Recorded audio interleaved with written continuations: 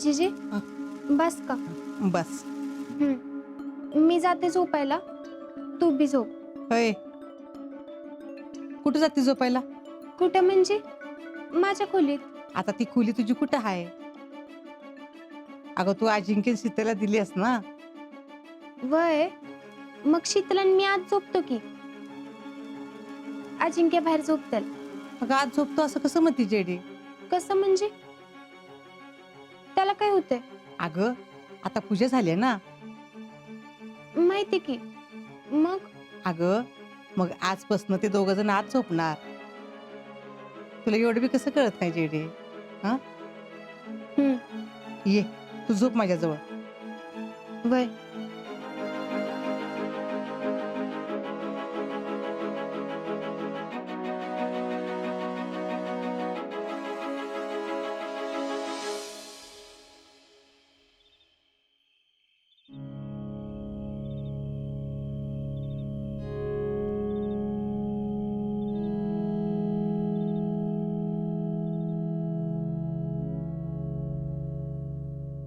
अजिंक्य,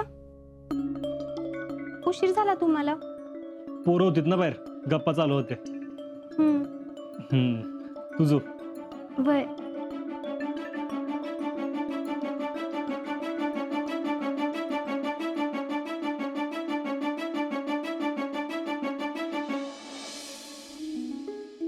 शितले, हम्म. झोपलीस का चिडलीस? बाईसाहेब चिडल्यात वाटतं.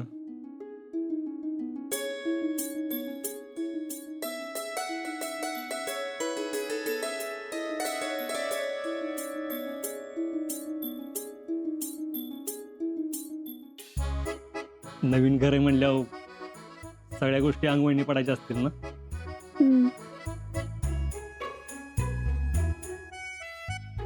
शितले, खरं सांगू, मला लय दिवस झालं तुला गोष्ट सांगायची होती. सांगू?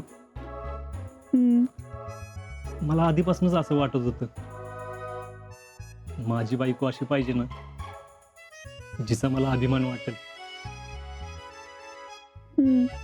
ती माझ्या घरावर तर प्रेम करणारी असावी, त्यापेक्षा जास्त तिचं देशावर प्रेम असावं. ज्या मातेच्या उदरातून आपण जन्म घेतो तिच्यावर आपलं प्रेम असतं, तशीच ती बी भारत मातेवर प्रेम करणारी असावी.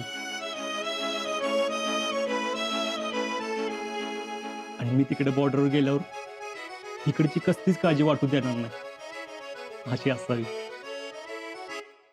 मी सारखा विचार करत होतो, असली पोरगी कुठं मिळेल, पण ती आपल्या गावातच असेल असं मला कधीच वाटलं नव्हतं. आणि त्यात बी तू असशील असं तर मला स्वप्नात बी वाटलं नव्हतं. पण जीजीला तुला बघितल्यावर नेहमी असं वाटायचं, बायको पाहिजे शितलीसारखी, एकदम खमकी. पण आपलं कधी पटलंच नाही. जरी आपल्यात भांडणं असली तरी मला आतून कायम वाटायचं, माझ्यासाठी तूच परफेक्ट आहेस. तुझं बोलणं, तुझं वागणं, तुझं हसणं कायम आठवत राहायचं. आणि जेव्हा मी तुझ्या डोळ्यात बघायचो ना तेव्हा असं वाटायचं, जगातला सगळ्यात श्रीमंत माणूस आहे मी, एकदम लकी. तुझ्या गळ्यात माळ घालताना मला कळलं की देवानं माझ्याकडून आई राहून घेतली होती, कारण माझ्या आयुष्यात तू येणार होतीस, जी त्या सगळ्या कमी भरून काढल. खरंच शितले, मला आता आयुष्यात काय नाही ना मिळालं, माझी काय तक्रार नसेल, कारण देवानं तुझ्या रूपात मला सगळं दिलंय. आता मला काय बी नको. मी आत्ता जरी तुला काही देऊ शकत नसलो ना तरी या जगातली सगळ्यात सुखी मुलगी तू असणारस, याचं मी तुला वचन देतो. तुला कशाचीच कमी पडू देणार नाही मी. आणि माझं तुझ्यावरचं प्रेम कधीच कमी होणार नाही शीतले.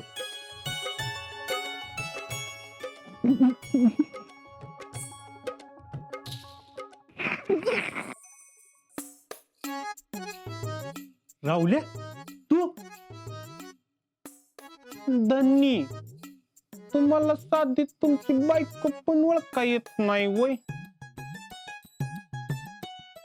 कशी केली गंमत आ ए धनी वर पळा चल निघ, चल.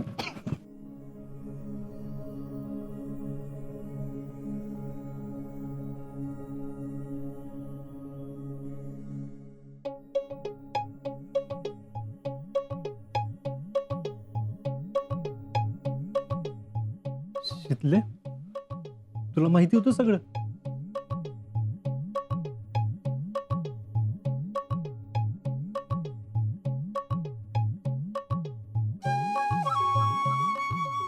सॉरी भाऊजी,